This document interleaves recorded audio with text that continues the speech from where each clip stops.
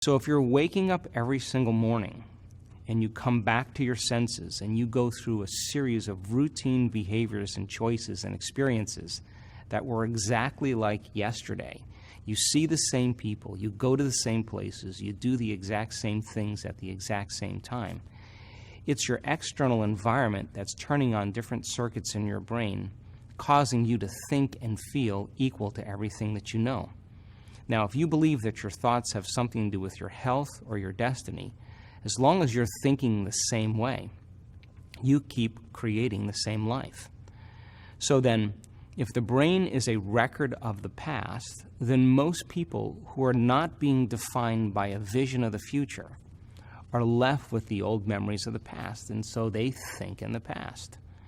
And if feelings and emotions are the end product of past experiences, and we can remember experiences better because we can remember how we feel, if you're waking up every single morning feeling the exact same way as you did days before, number one, it means nothing new is happening in your life.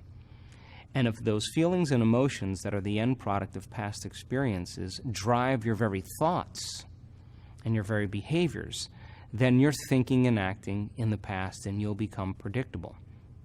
So then if those emotions are driving certain thoughts, and those thoughts are creating certain emotions, and those emotions are driving certain thoughts, the repetition of that cycle of thinking and feeling begins to create a state of being. In other words, thoughts are the language of the brain, and feelings are the language of the body. And how you think and how you feel creates a state of being. So most people have experiences in their life that brand them emotionally. They feel fear, they feel anger, they feel bitterness, they feel frustration, they feel insecurity. And those emotions then become part of their identity. So once they think certain thoughts that turn on certain circuits in their brain that are equal to their insecurity, and then they feel insecure. The moment they feel insecure, they think more insecure thoughts, which makes more chemicals for them to feel insecure. And the repetition of that cycle over time conditions the body to subconsciously become the mind of insecurity. So then the person says, I am insecure. And whenever you say, I am anything, you're commanding your mind and body towards a destiny. So then most people's biology is, for the most part, their past. And so if you're not being defined by the vision of the future, some new possibility in your life, you're only left with the old circuitry in your brain and the old emotions of the past.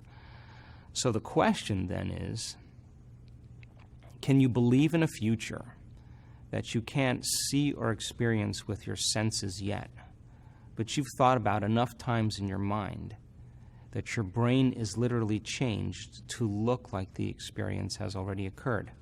Now, the latest research in neuroscience says you can change your brain just by thinking.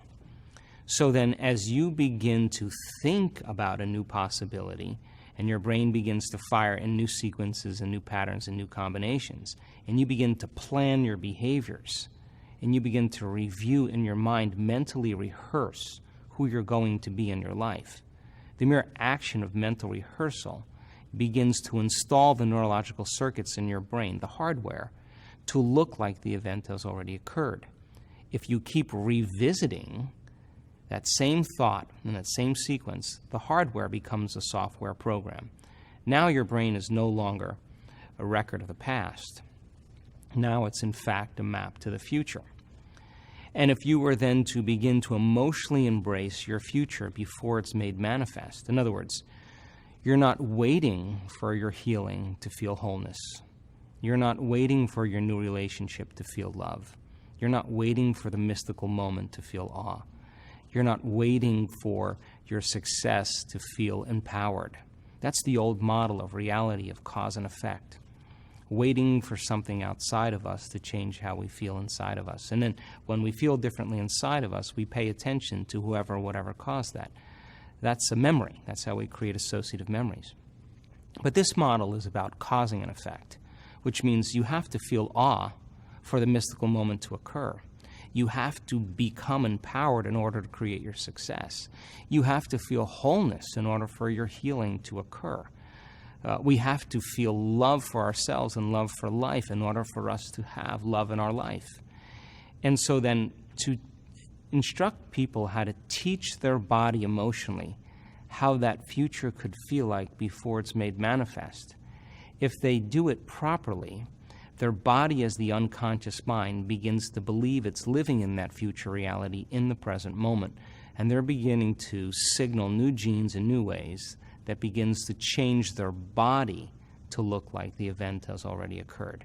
So can you then select a new potential in the quantum field, infinite potentials in the quantum field, and begin to emotionally embrace that future reality before it's made manifest to such a degree that your body as the unconscious mind is believing it's living in that future reality in the present moment, and you're changing your body by thought alone. Hat dir dieses Video gefallen? Gib uns ein Zeichen und lasse einen Daumen nach oben da. Bist du interessiert an weiteren solchen kostenlosen Videos? Dann abonniere unbedingt unseren Kanal und drücke die Benachrichtigungsglocke, denn nur so stellst du sicher, dass du kein weiteres Video verpasst. Danke dir und bis zum nächsten Video.